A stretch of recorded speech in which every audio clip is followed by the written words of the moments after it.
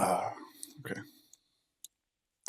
Hi everyone, welcome back to this Rebirth Final Fantasy analysis series. No, what's it called? Final Fantasy VII Rebirth analysis series. Okay. Dick. Okay.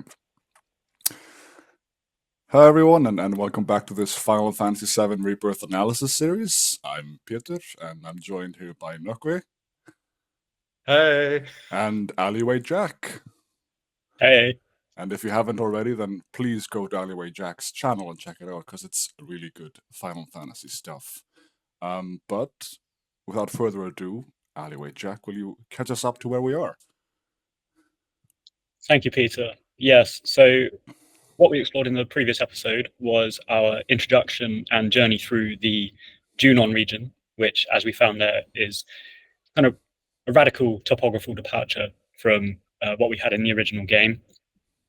We were introduced to a certain materia hunter ninja, again, in a slightly different way to the previous game. And then we ventured through Junon to the cargo ship, or the pleasure cruise sequence, in which we ventured overseas to where we arrive now in the Costa del Sol. And Costa del Sol is an amazing place.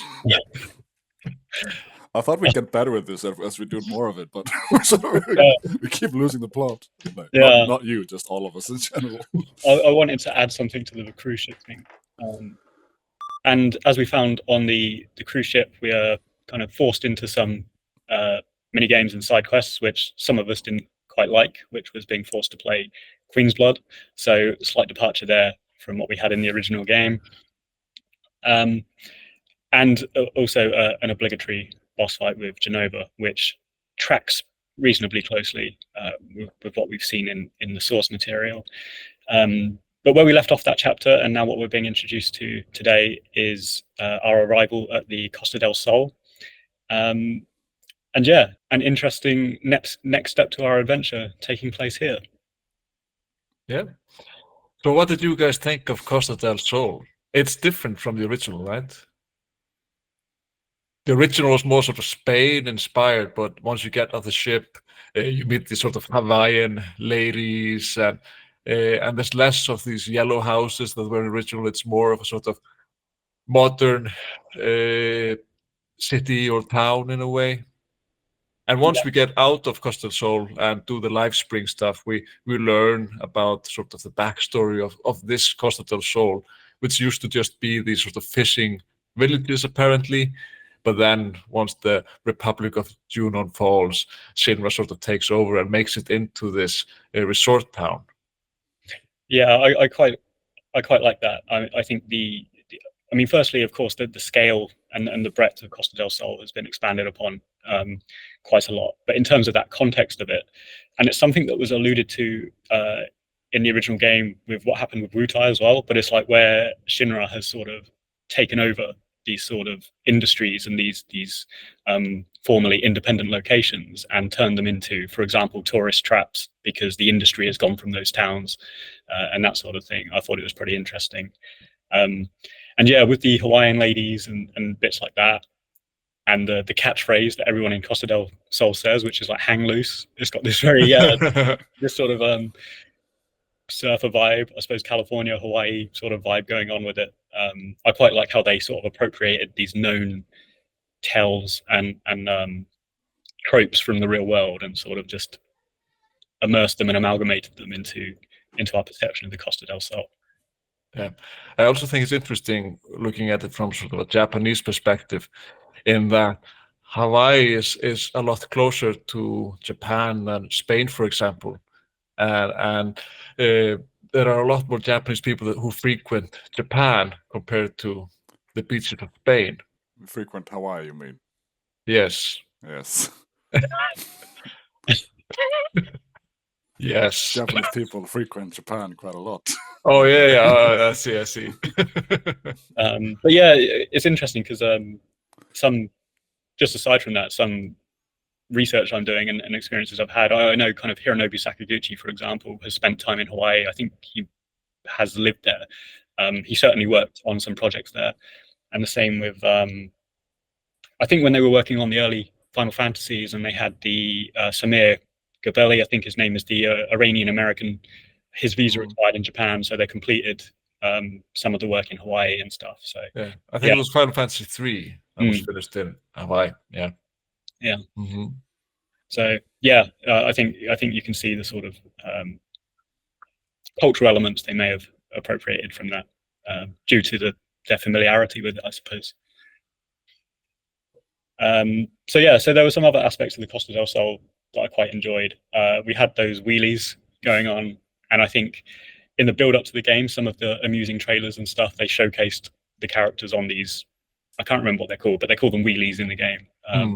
That was quite funny, and there was a bunch of stuff going on in Costa del Sol that, you know, those familiar with the original game may have expected, which was sort of a departure from the main quest, and it was really an opportunity to do some fun stuff, explore. So we had like a arcade shooting game, bits like that, which I quite enjoyed. There was the obligatory Queen's Blood yet again, actually, and I did think of Peter when I played through that for the second time. Yeah, so they make us do that with the Card Queen girl. Yeah, Regina. And once I lost, she said, "Oh, thanks for making my victory mean nothing," or something, because she has already won one game, and then you're supposed to top it off. And yeah, I obviously lost immediately, and it's just like, "Thanks for nothing. You suck." really, pretty much. Yeah, she's really quite a demoralizing partner, because as you're placing your cards, she will like shout like that. like chastise you for what you're doing wrong. And if you don't know Queen's Blood at this point, like, which I don't, because I've like vehemently opposed it for some reason. It's just a principle thing. No, but this playthrough I'm not playing it. So this is the second time I have to play Queen's Blood, and I don't know the rules, so I lose again, and it doesn't feel great. And I think I hope it doesn't happen again. Yeah. The last boss fight is going to be a Queen's Blood. I wouldn't be surprised. So yeah, so we're sort of forced into that, and then we also have again another much sort of anticipated aspect of it based on trailers and the build up to the game, which is this costuming and cosplaying element that we have with our characters, which again is a hangover from where we were with Junon, because we kind of get to play dress up. Well, we're kind of forced into dress up in terms of the infantry uniforms, which we retain, and we can dress up our characters, you know, as the game progresses. But now we have the swimsuits. Some are slightly more revealing than others. But one thing that I found with this is this sort of trend that we see in Final Fantasy X-2, for example, Lightning Returns. There is this sort of dress up cosplay thing that seems to pocket certain Final Fantasy games. And yeah, I just find it interesting that, you know, in a few games now, we actually have the opportunity to dress up female characters. And the men, well, Cloud at this point, yeah, I guess. Yeah, I mean, 10-2, that was the entire core of the game. Just put pretty ladies in pretty little outfits. And of course, Motomu Toriyama, who directed 10-2 and Lightning Returns, is also the co-director on Rebirth. So it's not surprising to see some commonalities there. I thought there'd be more sort of variety in the swimsuit, to be honest. Like, not that I was going to sort of go completionist on it, but I thought it'd be a very typical thing to have 5-6 swimsuits for the ladies. I thought they would go in that direction, but there wasn't that much to go around. It was two very stark choices, which was a slightly more conservative, yes. and a slightly more revealing. There was also... And which did you pick? I'm not gonna lie.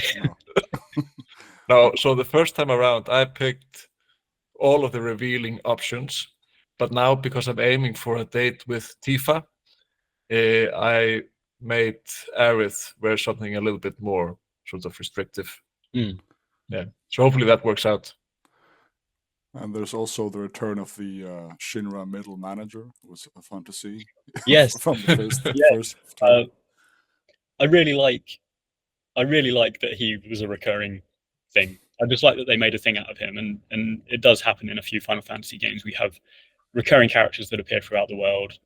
Mation pops into my head from 10. They just recur, and they have not so much Mation because he does talk about himself, but we do have characters that sort of have their own little arc going on, very, very subtle, like Biggs and Wedge from Final Fantasy VIII, like classic example, who are kind of getting demoted. And then we have this, the middle manager from Shinra having this sort of ongoing meltdown. I really liked him. Yeah, and it seems like he actually got speaking of arcs, like he sort of shouts at the sea at the end of Costa del Sol about how everything. I think he quits, right? Doesn't he resign from the company or something? Yeah, I think the very last interaction we have with him on the beach, he shouts at the sea for Rufus Shinra to stick something up his dais. That's more, that's more sort of, it's more of a narrative arc than I thought we'd ever get for this guy we saw once on the train. So I like those little things. Yeah. I maybe would need to replay Remake, but I just remember him being very serious on the train. So this is a sort of a very stark departure. It's a big leap for me. Now that you're sort of talking about it, I can sort of get behind it. But at the time, I was like, this man is insane, and they're just like they're just making a mockery of him being into cute cactuars, like. And he's also like wearing this like big woolen suit like on the beach, which is already so. He's clearly a comical idiot for wearing that stuff, but it was nice to see him again. I prefer him to Kyrie. But there's also another one that appears in this segment with very much the same thing going on, which is Johnny. So Johnny has his kind of micro arc going on, which is certainly elevated from how he appeared in the original game, the source material. But it is. Again, it does run parallels because we see him in Costa del Sol in the original game, but there's an ongoing speculation, and I think it has been solved, but there's a weird translation thing going on with Johnny throughout the original game, because he says things like, it kind of, depending on when and where you speak to him, he sort of alludes to having known Tifa since childhood, and then he alludes to having known Cloud since childhood, and it's just a really weird translation. So they've sort of moved away from all of that, and Johnny has his own thing going on. Which actually is one of the main narrative points in Costa del Sol that kind of progresses Costa del Sol, because as soon as we arrive, we need to find a hotel. Everything's booked up, and then we find Johnny, who has inherited or purchased this completely tumble down shack that he puts us up in. Yeah, I felt it was a bit of a callback to the house you can purchase in Costa del Sol. So, but instead of the player buying it, it was Johnny who bought it, and they of course changed it. But it seems sort of reminiscent of that. Yeah, absolutely. But considering that that's the extent of the narrative until we kind of meet Hojo, which we'll touch on, and I think represents some irks that I had with this game. I think actually this Costa del Sol segment, it represents like the best and the worst of the game for me, but we'll come to that. But I think it shows how generally lighthearted it is, that kind of helping Johnny with his hotel thing is the extent of the story and the narrative plot that we're going through here. And actually on playing it the second time, one thing I really liked about the whole Costa del Sol experience is that it is, again, another one of these reprieves where actually we learn a lot more about characters and the character relationships and how they react to certain things and how they interact with one another. So for example, as soon as we get off the cargo ship, we have Barrett and Red 13 like bemoaning that they're there and they just want to move on, and then we have the girls Tifa and Aerith, who are like kind of becoming besties now, like, yeah, we're going to stay and we want to have a holiday and stuff. So we see these character relationships forming. And again, in the same sequence in Costa del Sol, we have Aerith speaking with Red 13 in Johnny's hotel, and they're talking about the materia, which actually I suppose is a narratively pertinent point, because the white materia, or holy, has kind of lost its color. So that has implications for what's going on in the sort of overall macro story. But yeah, so we see this kind of warmth and companionship develop between Aerith and Red. Yeah. And once again, Aerith is speaking to this mystery person we don't know who is, or do we? No. I don't. Yeah, that's No, good. yeah. Like so But- far, the sort of plot twists and the weirdness, I'm not understanding what's going on, which is good. So well done. As playing this with fresh eyes, there's weirdness, like the wholly not having color, and this mysterious voice. Like I'm not putting the pieces together, and then maybe that's a comment on me, but I think it's just mission success. No, I didn't put it together the first time around. So it's very interesting to play it back now and sort of notice it and realize what's happening. But speaking of Red 13 and the ball game that you play, I felt that was another callback to when you can kick the ball into Red 13 Yeah, in the original game. yeah, yeah. I forgot about the ball game actually. I think that was one of my favorite ones. I actually played that. I wish that's one of the mini games where I wish there was slightly more progression or things going on. I wish there was more replay value to it because I actually thought it was fun. Yeah. It's like a weird Rocket League sort of type thing, and Mm. I played it once and I got it was a draw, so 2-2-2-2-2, but that counts as a win, I guess. So I got like the top prize or something, and I didn't have to play it again. Yeah, that's good. But like, it's also interesting, I think, how they take these little or small elements of the original and reimagine them. At least what was happening in my mind, but also they took this little moment of you being able to kick the ball into Red 13 in the original Costa del Sol, and it turns it into this whole mini game about Red 13 being a ball player in some fictional ball game. It makes me curious about, because a lot has been said about the amount of video games in this, and some people like it, some people don't. But I know that it's a lot of work to make these, and the more fancy and the more numerous they are, it makes me wonder about if this effort had been spent elsewhere in production. Where it could have been spent. Yeah, I do think about that a lot because I'm not a developer, but I work closely with developers, and a key consideration is building things that have more than one application. So you're building mechanics, you're building patterns, and in a lot of games, you see those repeated elsewhere in some other forms. So last time, I can't remember precisely what we were talking about, but you mentioned, is this what the snowboarding game's going to be like, or the snowboarding kind of sequence is going to be like? And I can't remember what bit we were speaking about specifically in the last episode, but yeah. So when we're playing this ball game with Red 13, I was thinking, where's the, have they just put all this time and effort into a single use mini game, and like where are these mechanics and patterns going to be reused elsewhere? I couldn't picture it. So yeah, I'm a bit curious what the future will hold in terms of more companies using the same game engine, like Unreal Engine, and to what extent they will be able to sort of just pull things from one another or from a commonwealth, where they're sort of just integrating game elements like mini games into their own games, not by stealing it, but how that might make it easier, instead of having to sort of make it align with their own in-house game engine like it used to. Yeah, I mean, companies like Square Enix, like they heavily customize their version of Unreal Engine and sort of make their own in a way.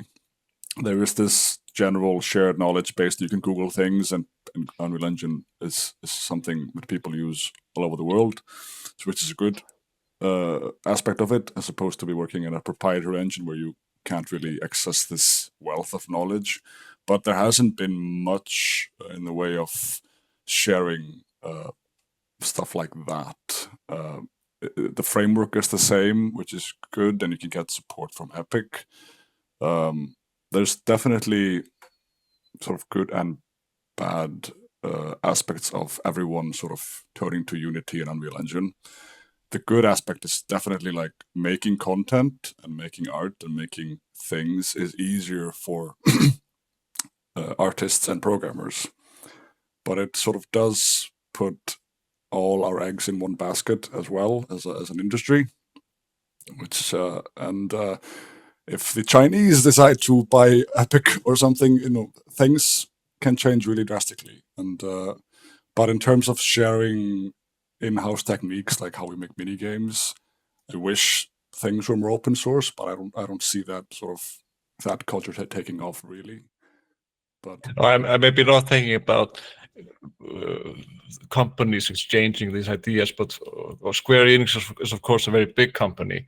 And for example, with Final Fantasy 16, it sort of broke new ground by Naoki Yoshida asking other divisions to sort of help with certain bits of Final Fantasy 16 that they were more accustomed to.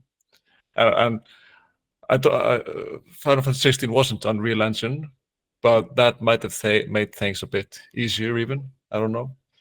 Yeah.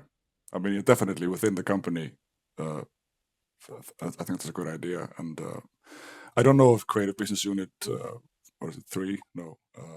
3 is 14. 14, yeah. I mean, I don't know if they will ever switch to Unreal.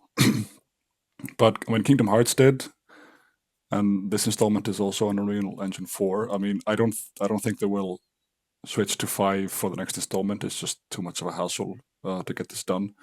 But I think the seams are already showing right now when it comes to sort of rendering features and quality. It's very distracting to me, some scenes in this game, and just they look a bit cheap and a bit old and a bit sort of mismatchy, like visually inconsistent. So I wish they would take the leap and really sort of push for this sort of AAA quality. But I don't know, maybe all the minigames are taking all the energy and they can't spend it on visual fidelity. So yeah, I just hope we don't end up with something like Lightning Returns. I really like Lightning Returns, but you can really tell that it had a smaller budget as the third installment in the trilogy. So I hope they go all in and finish strong. But yeah, where were we in the game? So yeah, in terms of the game, we've touched on the costuming aspect, and the reason for doing that is to access the beach. So this is what kind of progresses us along. One thing that it's there to sort of maintain the purpose of what we're doing and what the story's doing, but I couldn't help but find it funny, this sort of juxtaposition, because we have all these chilled out guys on the beach, and then we have the guys in the black cloaks just sort of like meandering on the Costa del Sol, which I don't know, I just found it really funny. But yeah, so they're there as a constant reminder of what we're supposed to be doing and what our intention is. When I saw that, I also thought about the roped man on the beach, because I do enjoy the silliness of Final Fantasy VII Rebirth. For example, when you're riding the wheelies around town and just running into chairs or something and they just go flying. So it's silly and fun. But then I hesitate when it comes to making certain aspects of the story silly and fun. Like, for example, the robed men.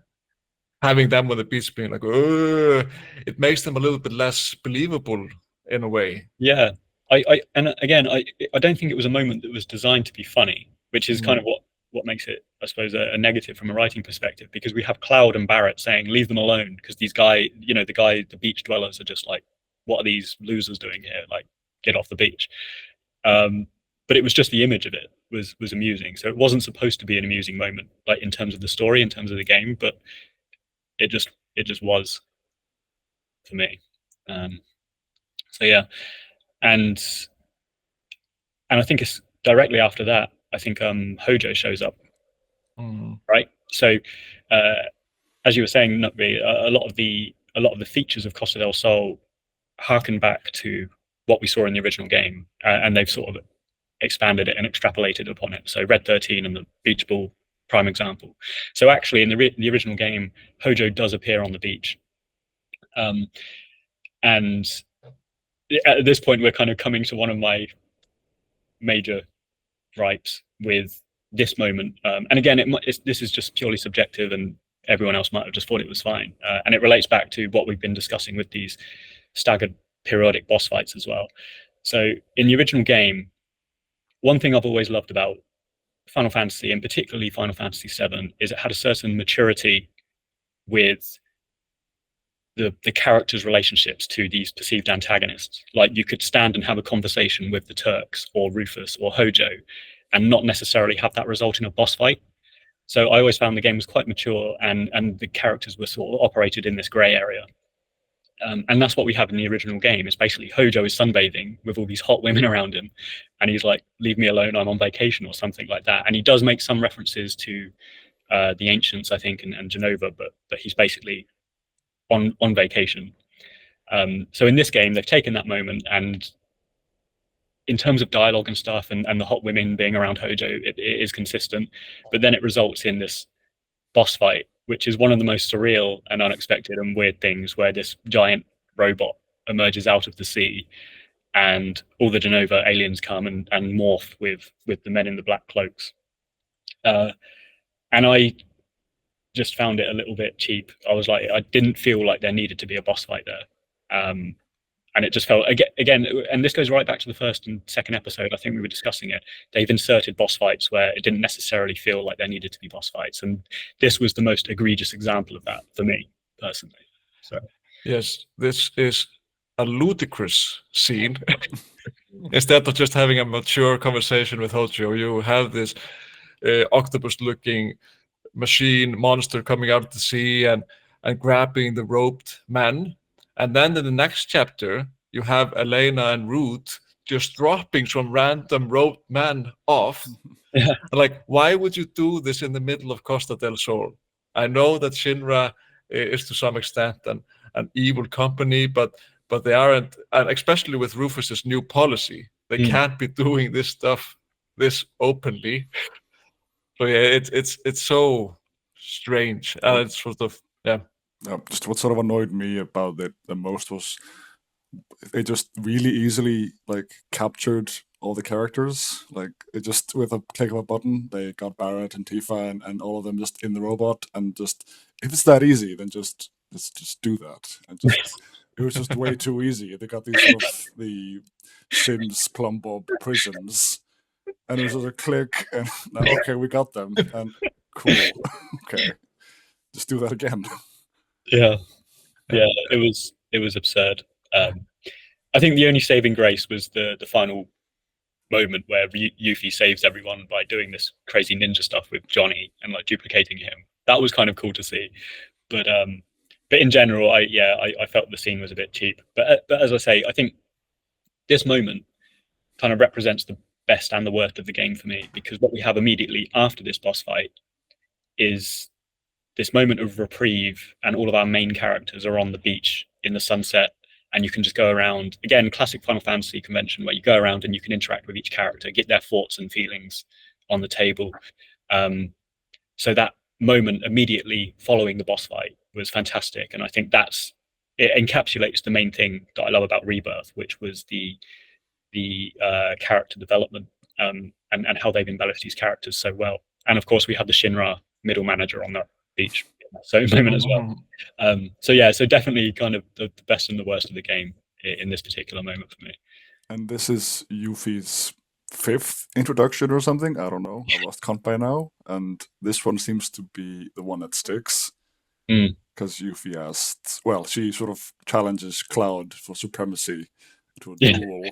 And if she wins, they will serve her and vice versa. Yeah. And then I chose, let's do this. And then she immediately backs down. And then she's officially a part of the party. Finally. That's right, yeah. And I think, again, it was another nod back to the previous game where, to acquire her, we meet her in a random battle, and then following that battle, we have a number of dialogue options. And depending on how we need to answer those in a specific way to prompt the Wutai quest, I think, or acquire, or just generally, I think it is then followed by the Wutai quest to acquire her permanently. But so that they've nodded to that with these dialogue options between Cloud and Yuffie as we leave Costa del Sol, which I found quite funny. But my favorite part of that sequence was Yuffie gets this like montage introduction. She's like dressed up, and that was quite good. And if you're playing the original game, be careful not to use the save point when you're talking to Yuffie. Very good tip. But one more callback I noticed with the octopus fight was Cloud's weapon, the parasol, which is a callback to Crisis Core when Zack used the same thing on the beach. But at the same time, they didn't use that moment to sort of allude to their connection. Because sometimes, for example, when we were looking at the first chapter, even though we didn't really discuss it, you can sort of see certain mannerisms being shared between them. And we don't really see that in this scene. So yeah, but it was a fun callback nonetheless. Yeah, and I think so. Yeah, so following Yuffie joining us, I think that closes out our time in Costa del Sol in terms of the story, right? Yeah, and we progress out into the Corel region. and of course we can't forget to mention that Johnny gets to break his deal with the mayor about owing him for the house. So it's a happy ending for Johnny. Do we meet the mayor in the original game? I feel like I've seen him, but we don't in this game. We don't. We meet him in Rebirth, Mayor Kapopo. He greets us when we get off the cruise ship, and he says like, "Forget your 9 to 5s. You're in Costa del Sol now." But yeah, he's not a character in the original. Although I do sort of associate him with the mustached man in the house you can buy, but that might be reaching a little bit. Yeah, it's been a while. I'll cut this out. Never mind. But yeah, so that does it for chapter 6. But before we move on, I must ask, what is your favorite minigame? I guess you enjoyed the balls, Jack? I love balls as well. Yes. Yep, I enjoyed that. Knocker? I would love to play the shooting game with a mouse instead of a controller. I was going to say I enjoy the shooting game because I love whenever they use adaptive triggers on the PS5. Like, so few games use it, and it felt quite nice, and it did quite well. So I didn't think I would, but I like the shooting game. And I didn't enjoy finding the hidden cactuars all around Costa del Sol, because you had to hit a specific zoom level on the lens before it sort of registered as a right photo. I did not enjoy that. Yeah, I enjoyed it a little bit more this time around because I vaguely remembered where they were. But the first time around, it took a long time to spot them. And this also is also something that translates to my time on Mount Corell, where I sort of got lost a lot of the time. But we can discuss that a little bit later when we get to it. But yeah, so in chapter 7, sort of we get another open world part of the game. Was there anything there that you noticed or thought was interesting? Zip lines. The zip lines, yes. And a gym in the middle of nowhere. Yeah. And the return of Jules, the muscled man. Yeah. Yeah. Who is voiced by someone you like, Peter? Is it Aaron Hansen? Is that Eco-Raptor? Yes. Yeah, I think so. Oh, it's how nice he made it. He was in the first game as well. He was one of the squatters, like the bodybuilders, in the wall market. Yeah, it's the same guy. It's the same character. So it's a reoccurring character, which I think is nice because a lot of the times we are getting new characters that just aren't interesting enough to justify them being new. So yeah. And we of course get more Johnny stuff because Johnny is somehow still cloned or multiplied. And one sort of Japanese element of that is that all the copied Johnnies have leaves on their heads, like tanukis. Tanukis being known for sort of shape-shifting. And in Japanese art and also just Japanese popular culture, they are often sort of depicted with leaves on their heads. So that's a sort of Japanese aspect of it. It's like a raccoon dog, for those who don't know. That's what they're called usually. Yeah. If you don't know what a tanuki is, then it's sort of like a big ass raccoon. There's a nice with big balls as well. Yeah, there's a really sweet Ghibli movie like called Pompoko. Oh yeah. So full 90 minutes about tanukis. I recommend it. I gotta be honest again. I sort of just climbed the mountain. Yeah. I think, yeah, I mean, we can jump into the mountain, but one thing I found interesting about the Corel region is it felt like a completely new entity. There was nothing in the topography or the geography there that reminded me of any of the pre-rendered scenes, for example, I'd seen in the original game. So it felt like, yeah, they'd kind of installed this new location, which was fine. You know, I enjoyed it. I thought it was nice to explore, but I was like, yeah, this felt very new. But it does make sense because, you know, you think about these transitions and how the topography transitions from like the lovely Costa del Sol region to these barren wastes that are basically Corel. So I think they managed that, and the greenery kind of melts away as you go through it and reach the base of the mountain. So I think this region was sort of the worst example of what I sort of.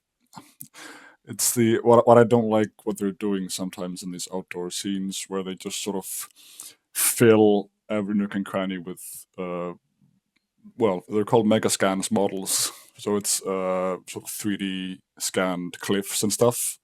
So it sort of the end result is a very noisy and inconsistent look sometimes.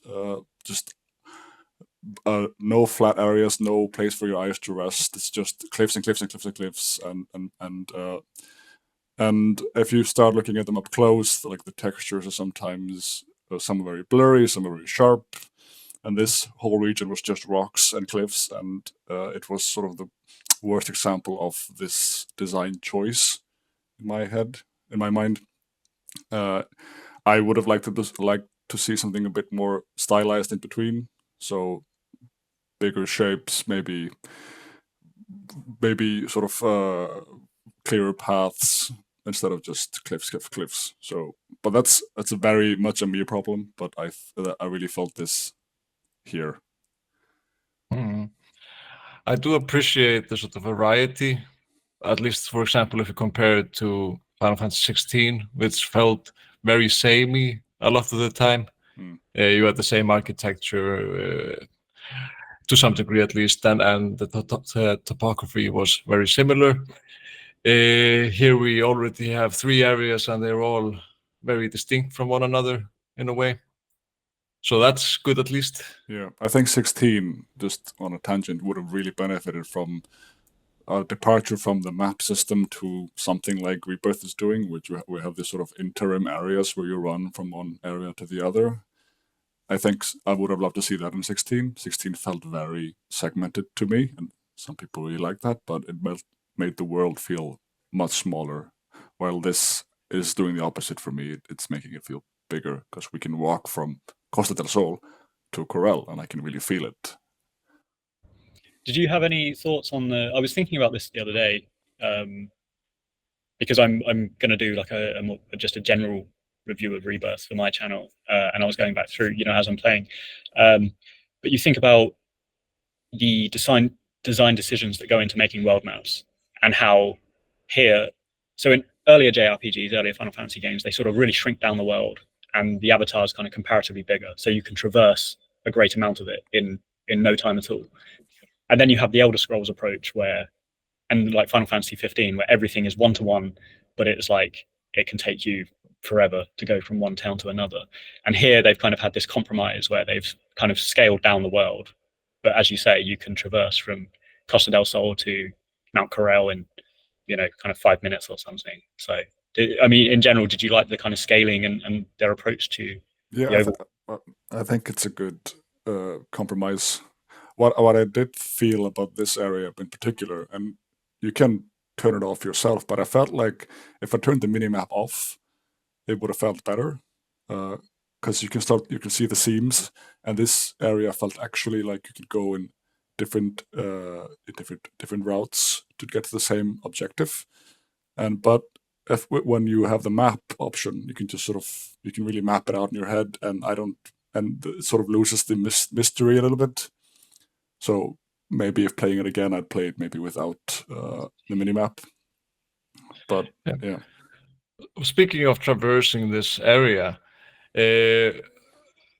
Alleyway Jack has of course been a huge proponent of these chocobo capture games in the first two areas, but we don't have that here, do we? No, we don't. Instead, we have chocobos with little hats that are basically kind of, yeah, they're kind of rented out to us by the Costa del Sol guys. I can't remember because a lot of the chocobos have unique attributes in the certain areas. So I think like the ones in Junon can like climb walls and stuff. Was there anything? I don't think there was anything particular about these chocobos in this region, were there? Or was it's just a good fashion sense, I think. Yeah, just the fashion. They have big Hawaiian shirts. It's a at level plushie of those things. Mm-hmm. But yeah, so and we're like, just because I forgot, are you able to rent them right away, or do you first have to help Johnny out? As soon as you get out of Costa del Sol, there's a kiosk where you can just rent them. Okay. Yeah, that was my mistake because I thought I had to help Johnny out first, which I thought was interesting because when you're helping Johnny, you have to do all the zip lines. So you have to go through all of the map. So I thought that was sort of an interesting choice because and quite sort of classic, letting you first sort of explore it before you get the ultimate means to traverse the area. But that was not it. So forget everything I just said. You can rent them right away. You heard it here first. And even with just, I just sort of climbed the mountain and didn't really do much of the extra stuff. But even with that, it was quite a long, like this chapter felt very long compared to the Costa del Sol chapter. And I can only imagine it feeling quite a bit longer if you do all the extra stuff. Yeah. And you also have these two boss fights on the mountain that maybe aren't the most pivotal to the story. Yeah, it's the mountain itself as well, because they've completely done it. So for example, comparing it with the previous mountain we've scaled, which is Mount Nebel in the flashback, it was very kind of clear-cut, linear, and we were going up and there was a clear course of action, whereas Mount Corell is much more kind of divided up and there's kind of levels to it. And yeah, I did find even on a second playthrough, I was like, I can't quite remember where I'm going here. But I actually, I actually enjoyed that. Like, this is one of the first sort of areas where I feel like, I can explore, and which is why I was talking about the minimap before. Like, if you don't have the map in this game, and you imagine it's an old school game where you just turn around a big area, this is one of the few areas I feel where isn't. I mean, it's obviously linear in the end, but you can go a lot of different ways and towards your objective, and I enjoyed that. Yeah, I'd also like to, and I know I mentioned it before we started recording, but the music here is really kind of funky as well. Where most of the locations, they have these jazzed up kind of facsimiles of the soundtracks that Uematsu came up with for the original. I don't recall. I don't think there's a parallel to this in the original game. This feels like a new piece of music. This very electronic sort of sounding one. I was trying to find the composer's name for it because it sounds a bit more like Hamauzu or someone, but I'm not sure. I'm not sure who composed this piece, but I quite liked it. It was new. It was different. Yeah. I didn't notice this. I didn't notice it this time around because I was playing while my children were asleep, so I had to have the volume quite low.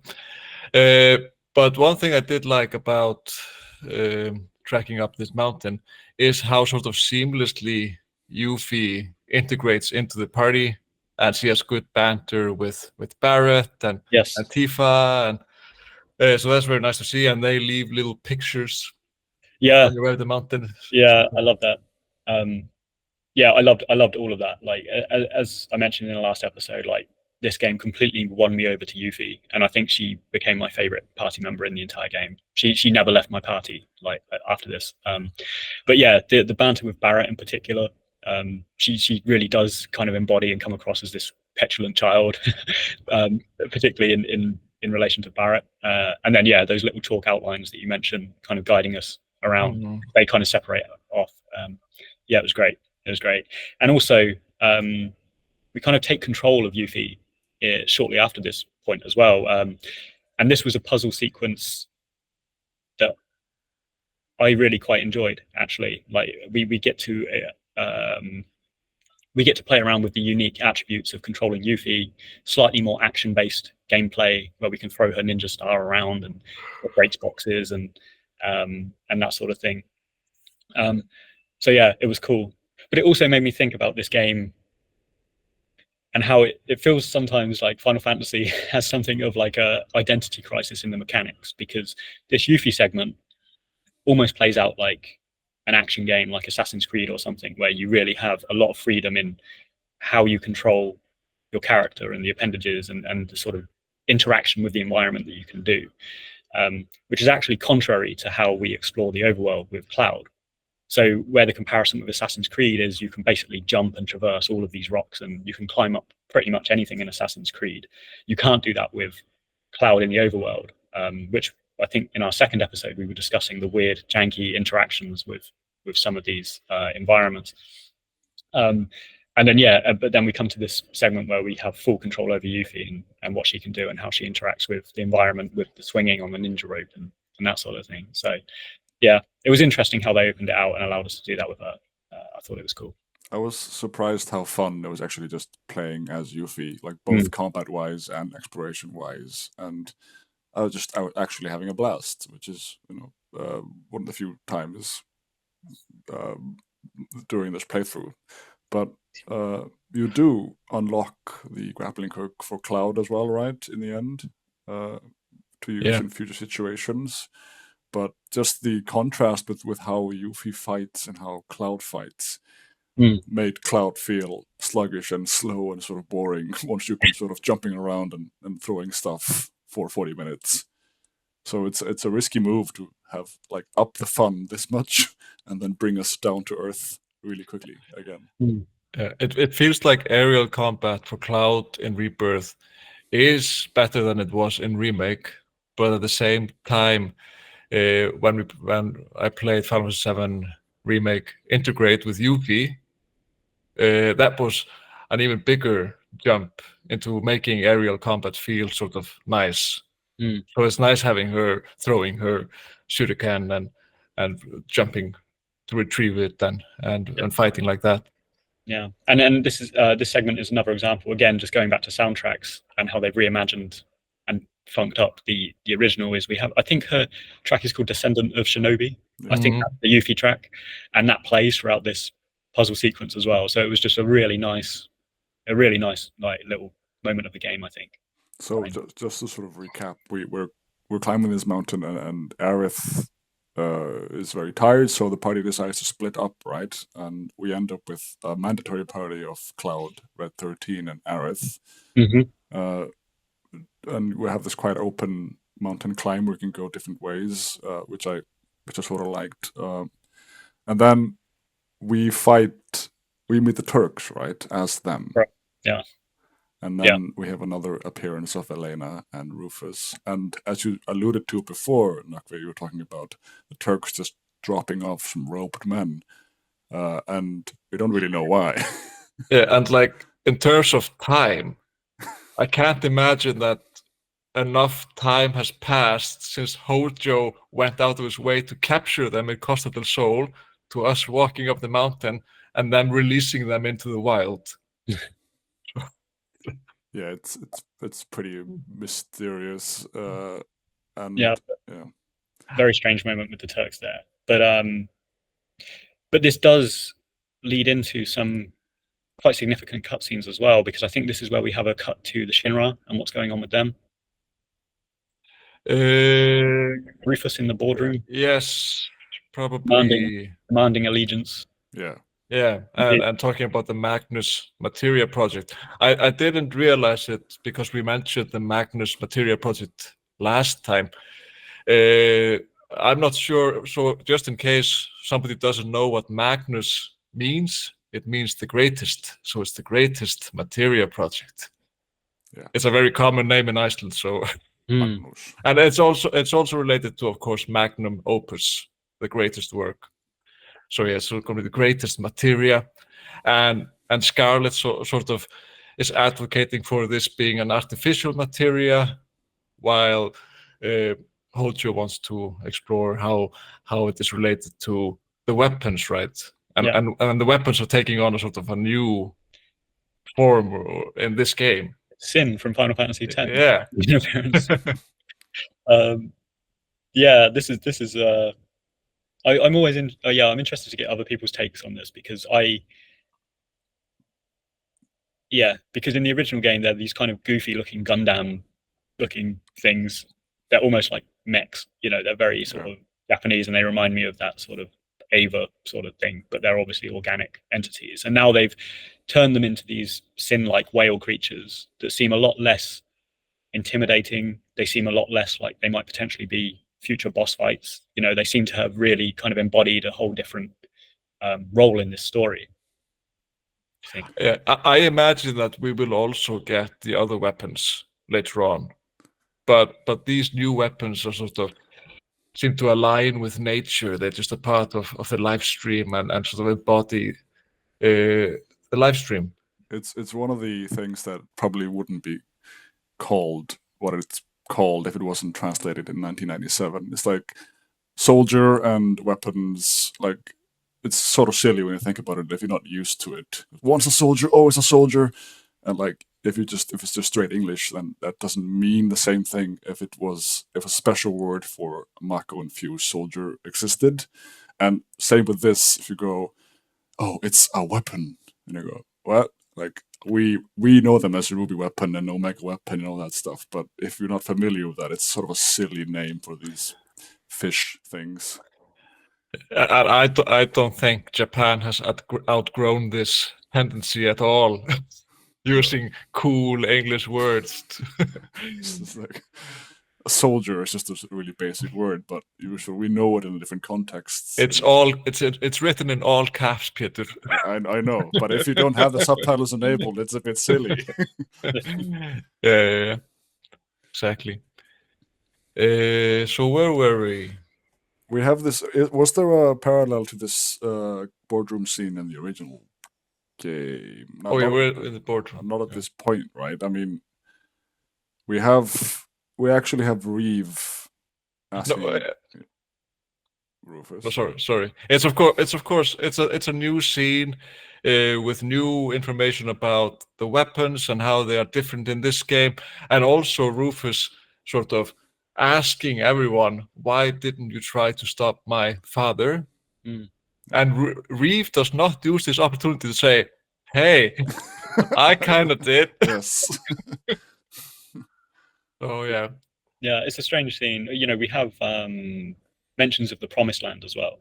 So again, something that kind of nods back to the original, but rather than the original way, Rufus was quite decisively like, okay, yeah, we're going to find the Promised Land. Like that became the huge materia, and the Promised Land became the sort of driving agenda for Rufus, for Shinra under Rufus. And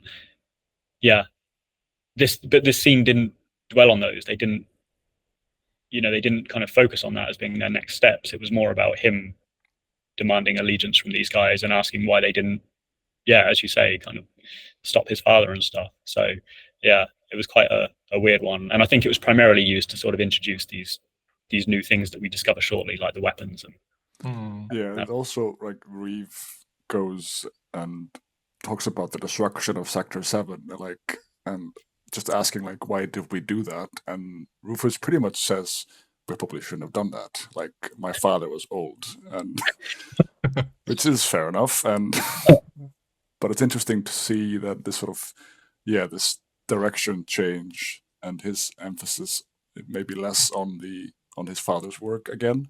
And then after that, we move on to the rails, right? There's a Zack sequence as well. Oh yeah, let's move on to the Zack sequence. It's been a while since we saw Zack, I feel. Or maybe we're just playing this game really slowly. Yeah, no, it has been a while. And I mean, it's not necessarily a reasonable comparison to make because they're different stories, they're doing different things. But I was trying to think, I was like, how often did we encounter the Laguna dreams in Final Fantasy VIII, for example? I was trying to kind of match these parallels because I felt the pacing was really good in 8 with that. Not that it's necessarily bad here, but yeah, I was like, so we had Zach at the beginning of the game, like right at the beginning of the game, and now it's chapter 7, and we're jumping back into Zach again for a few moments. Yeah, so here, we kind of take control of Zach again, and he meets Elmira. So it's interesting because he's starting to sort of meet these characters that we kind of met in Remake, and we would presume he would sort of know of. And yeah, so we're basically picking up where we left off with the status of Aerith, who it looked like died when we last saw her in this sort of weird parallel thing that's going on. But it turns out that she's not dead, and neither's Cloud. Or is it another parallel world? Crucially speaking, she's got the holy materia that still has some color. Cloud is in the next bed, and like as I said before, I don't really know what's going on. Is this the past or a parallel thing? Like coming from fresh eyes, straight from Remake, I haven't put it together, and this is all very weird. But I'm very excited to see how this pays off. And then we have this sort of Final Fantasy 13 Lightning Returns motive where they go outside and Elmira mentioned that everyone is saying that the world has ended. So it's a sort of a melancholic atmosphere, and Zack looks back and he sees this sort of rift in the sky.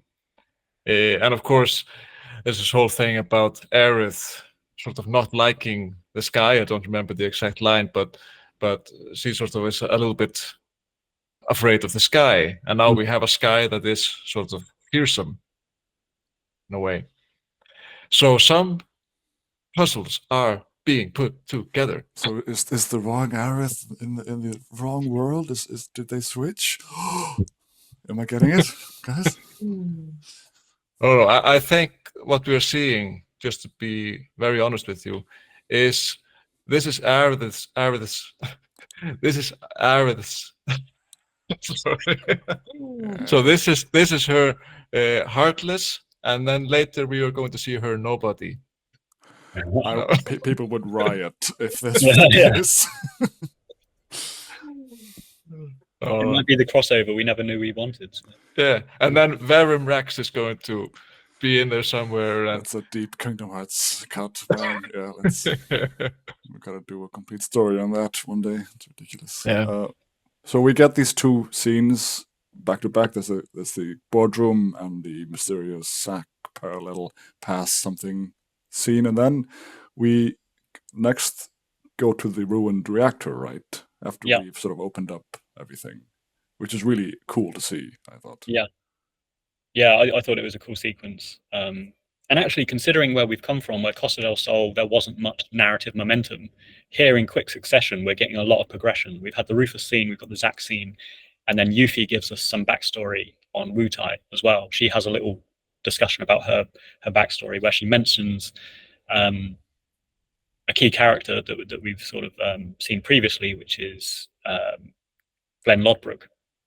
So she kind of considers him as something of a hero for Wutai, like him and 3 other soldiers, I think, kind of turned coat on Shinra and decided to help the resistance in Wutai, right? And she gives us this little bit of backstory there. So it alludes to his role and where he might have come from. I thought it was interesting.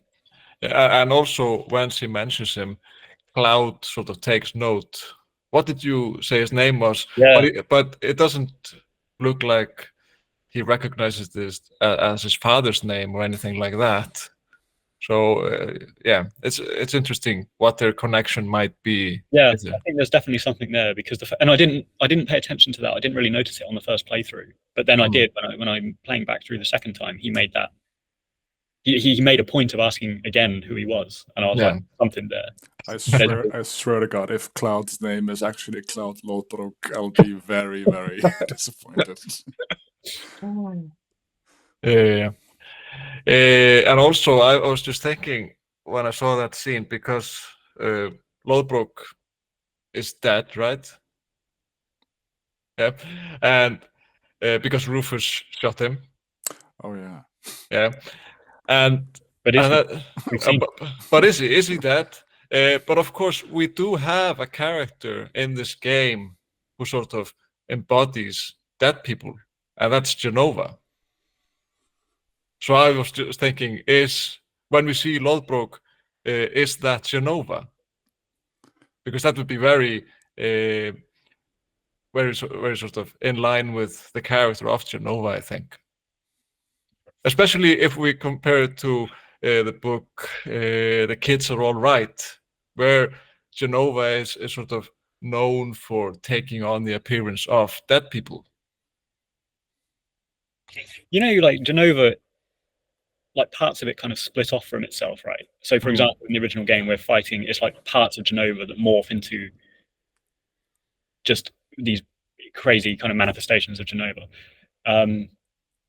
I'm just wondering, like, whether these kind of appendages and bits that come off Genova can themselves morph into other things or people and have that sort of autonomy. Don't know. It's interesting.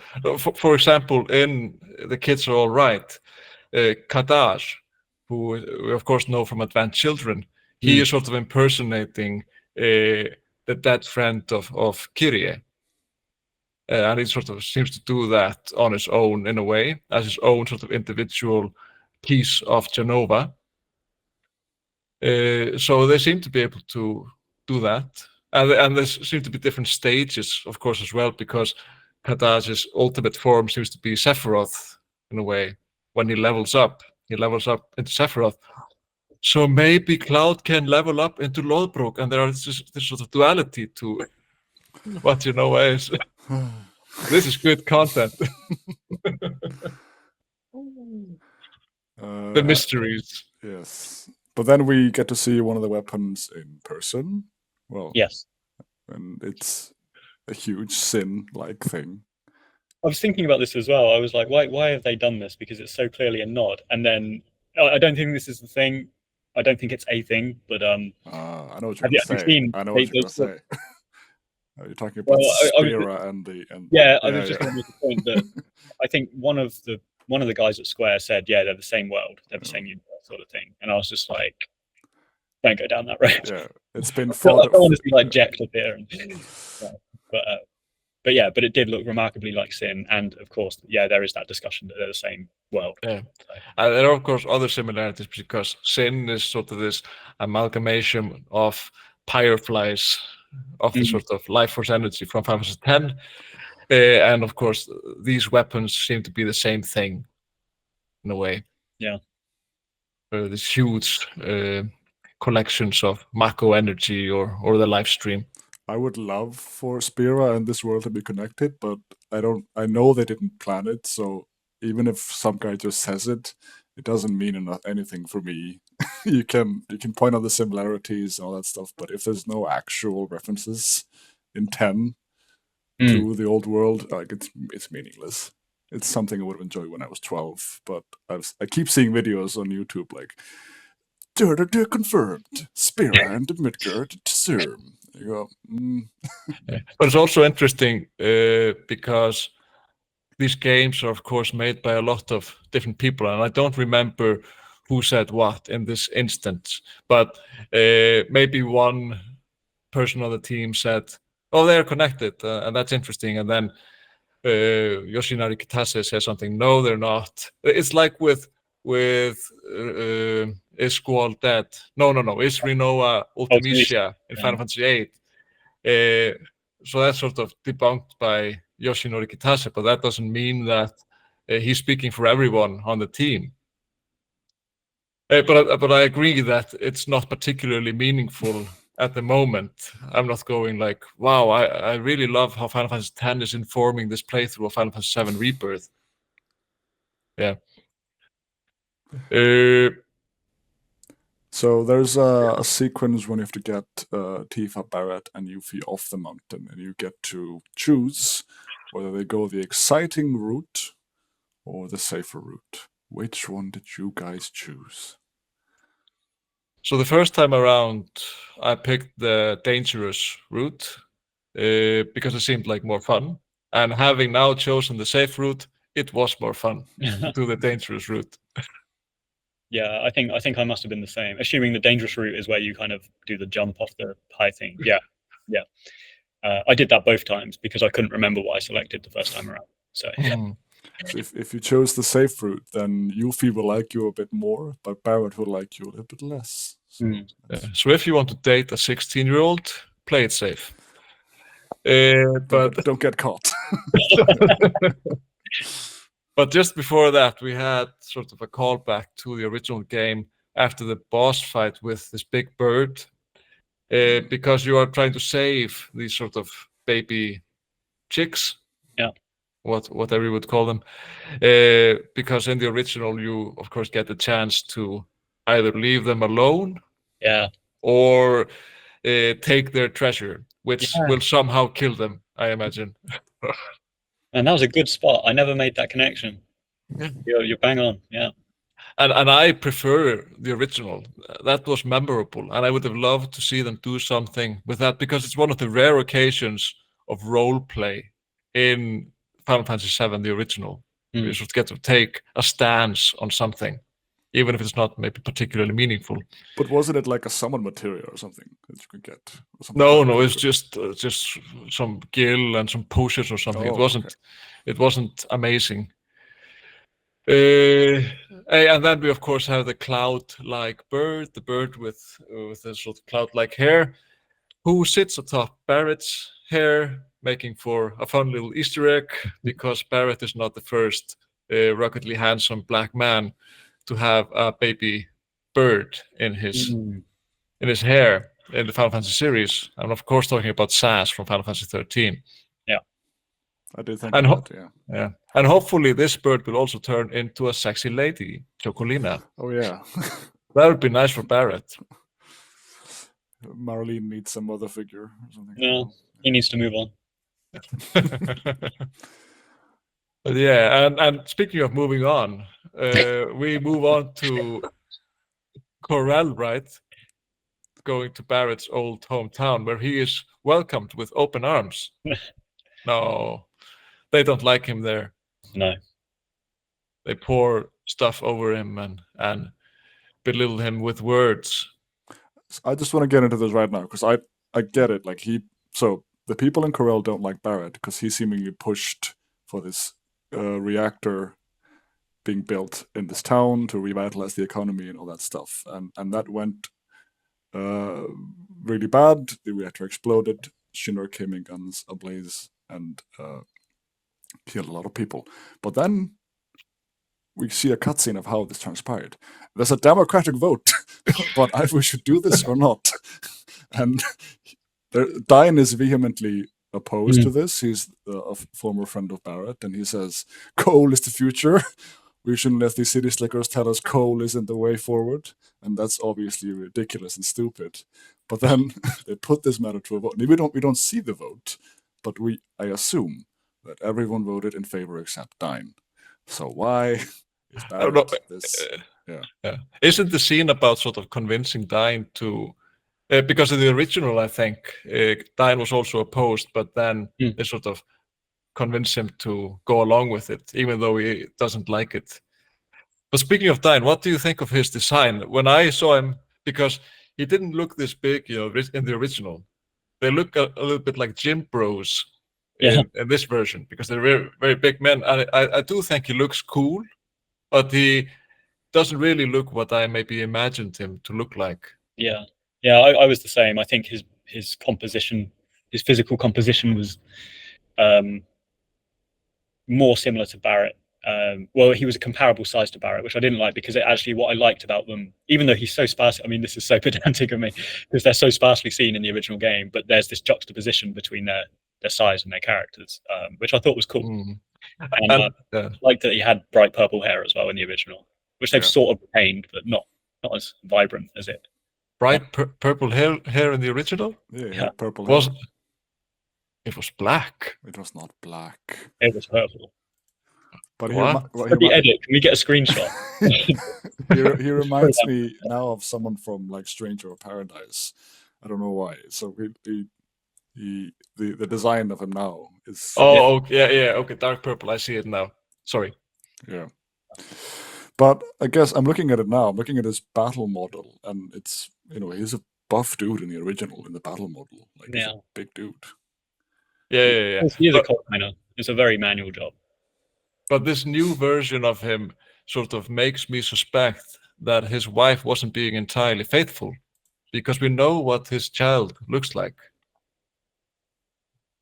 Marlene. Oh yeah, wow. Of I course. know, right? What a theory. But do we know what his wife looks like? No, of course, Yeah. but he does have very stark features. He's sort of, his skin is a bit dark, and you would imagine that that would translate to his child to some degree. We're getting off topic here. But do you guys disagree with me about how harshly bad is being treated compared to? Yeah, no, I agree. And this whole sequence is a bit. Even in the original, they could have tweaked it. Because the thing is as well, and something, and again, I'm sorry, I'm going off topic, but this is something that was written about in Not the Kids Are All Right. What was the other? Traces of Two Pasts. No, On the Way to a Smile. On the Way to a Smile. So, there's this debate between coal and Mako production, and both of these are incredibly sort of exploitative, damaging sort of industries. So, like through this entire debate, I was like, you're not really picking between a sort of a good route and a bad route. It's just two shades of terrible things.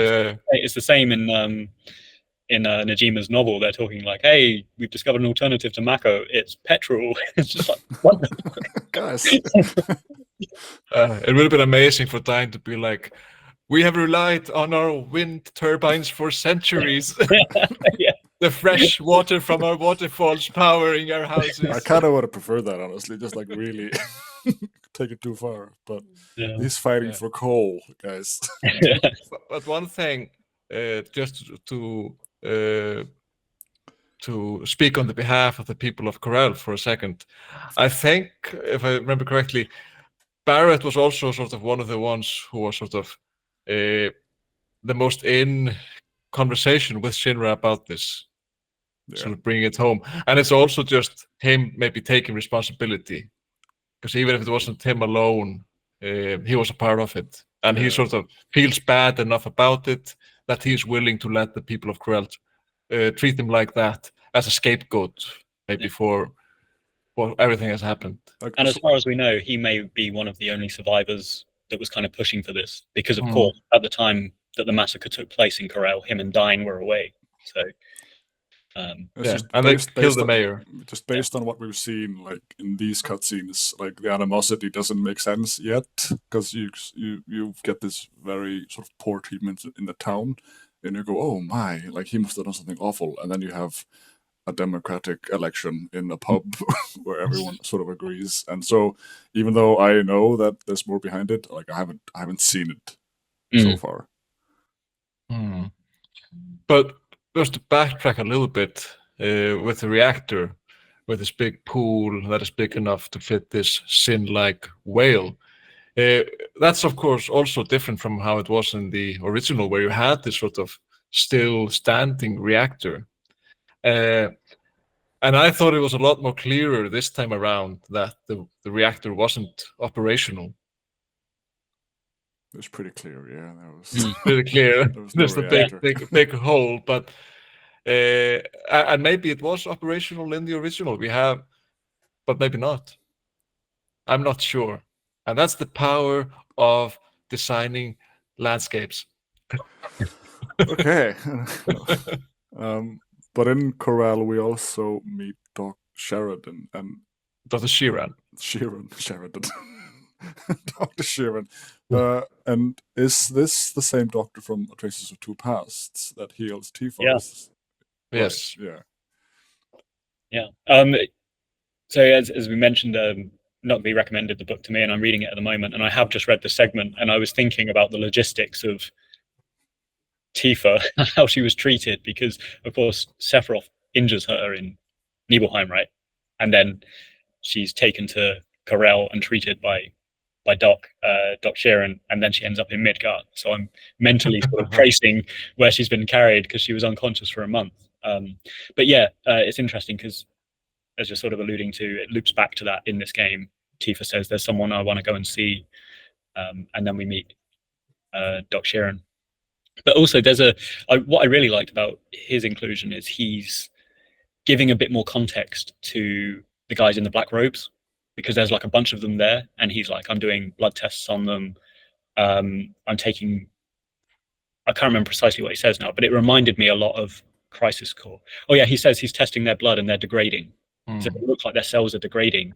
And I was like, wow, yeah, that reminds me of Crisis Core. And of course, we have these different experiments that are going on, which are like the Genesis, the Angel experiments, and then we have the Sephiroth experiments, which is what I guess is going on with these black robe guys. Yeah, and at this point in the game, they're sort of really selling us on the idea about this degradation and how it might apply to Cloud. Yeah, if you do the Red 13 mission where you go and rescue a robed man, the villains in that mission, Billy and Ellie, who are probably one of the worst side characters ever in this game, they mention that sort of he will suffer the same fate. Yeah. So yeah, that was cool. But I did do that side quest, and I like that bit. But I think what I loved about the Sheeran interaction is he says to Cloud, he was like, "Can I take some of your blood? Can I interest you?" Because he notices he's got the eyes of a soldier, and he's like, "So can I take your blood?" And Cloud's like, "No." He's so defensive, and I think it's like he probably knows on some level. He's like, "Could this be me?" And he doesn't want to know the truth that he may well be kind of degrading and falling apart at the seams as well. But he also asked him holding like a bloody full syringe with like a really thick needle. Like, can I get some? Like, True. No. One thing about the Red 13 mission, which I think is sort of a shame, is that whenever we have a mission with him, it's always like, "Oh, my nose is amazing," and then, "Oh no, my nose isn't working properly." Yeah. And maybe there's going to be payoff for that later, but it seems like they could tell us something a little bit more interesting about Red 13. Yeah. Particularly the potential there. I mean, I've long since, I've discussed Final Fantasy VII numerous times, and where I have touched on the role these particular characters play in the story, I've always loved Red 13's sort of familiarity and attunement to the planet and all of these more esoteric things that sort of is embodied by Aerith, but of course, particularly in the original, she's not in the entire game. So I think it's carried through a lot by Red 13. So I think there's a lot of opportunity they're not tapping into with him. And they've rendered him, this guy with a nose that's actually not that good, distracted by meat or whatever. So, it was interesting also when we saw the weapon, that Red 13, he recognizes it as a weapon. And also that he also says that Hojo has been seeking them for many years. Yeah. So he has this intimate knowledge about the planet and how it works. And we also, in Corel, we have this planetologist who is speaking to the people, a sort of an optional thing you can see if you walk around town. And he is like telling the people to share in her rage, like she being the planet. And it's just, these are not people I would listen to. No, and it's so interesting how they've shifted on that. There's like this weird pivot in the atmosphere and the vibe that you get from planetologists, because again, I am comparing it to the source material, to the original, but they seem to be these very sort of wise. You have characters like Bugenhagen, they're very kind of wise, savvy people that kind of balance this sort of knowledge of the natural world with science and fact-based science and stuff. And now some of them at least are kind of positioned as almost like cult leaders. Like, are you going to make me drink Kool-Aid and whatever? Yeah. So yeah, strange. Yeah, and these are the guys who convinced Barrett and the others to blow up entire reactors back in Midgar and kill a lot of people. Yeah. Yeah. And Barrett is one of the heroes. Yeah. But it's interesting to see how they're sort of depicted differently in the original and this game. Making me question Barrett's morals even more. But yeah, was there anything else for chapter VII. I will say I love the change just before. So after Corel, we go to take the ropeway up to the gold saucer, and something that always struck me in the first game that like the main entrance to the gold saucer was through this horribly run-down, depressive town. It made no sense for tourists to have to go through that and then take the ropeway. But here you can sort of see that it's sort of a back almost service way, because when you get off the tram, you end up in like a storage area. You don't end up at the front gates. And I thought that finally sort of made sense, that there is a way from Corel to the gold saucer, but it's probably not the only way. If you're a rich tourist, you could go some other way. It's a very small thing, but it's always bothered me that the way to get to the gold saucer was through a slum. Yeah, no, that's a very good spot. And actually, I'm jumping ahead to the next chapter, so I won't labor on this point. But actually, when you do arrive there, you can see multiple access points. Whereas I think in the original game, it's literally like one ropeway, and it was weird. So yeah. And you also have these helicopters. But as you can tell, the next episode is going to be amazing, because we have so much to say about the entryways into the gold saucer. And Peter has more. I've got one thing I want to say, which sort of conceptually made no goddamn sense. When you go into the gold saucer in the ropeway, you got the sort of holographs of the summons. You get the Shiva and Ifrit sort of saying hi and flying past it, which means that someone at the Gold Saucer graphics department has intimate knowledge of these ancient summonable beasts. And I really want to know how common knowledge their appearance and what they look like are. And why is no one talking about these summonable beasts more if they're literally mascots now for the Gold Saucer? It's, you know what I mean? Maybe Chatley is making a quick buck, because or maybe Chatley is basing the appearance of the summons on what we have been discovering out in the world. I like that. I'm sold. Yeah, at least like we do have these altars out in the world where we can sort of see the summons, so I imagine that they would be accessible to more people as well. But is this something that truly exists in the world, or is it just for gameplay purposes? Is it the save sphere from Final Fantasy X? Yuffie interacts with Shiva. Like this holographic Shiva. And she's going, hello! And which means that someone modeled and rigged the Shiva at the gold saucer, and takes me right out of the game, baby. I don't know what's going on here. Yeah, it is interesting to some degree to what extent these summons are a part of the game world. But more about that next time. Take the time in between watching these videos or waiting for the next one to subscribe to Alleyway Jack and to Birds of Play if you haven't already, which would be a very weird thing to do if you watched this far. So yeah, subscribe to everything and everyone, and maybe even give Eco Raptor some love as well. He needs it. He's got 10 million subscribers. He's fine. Yeah. Okay, he's fine. Yeah, that's good to know. But until next time. Bye.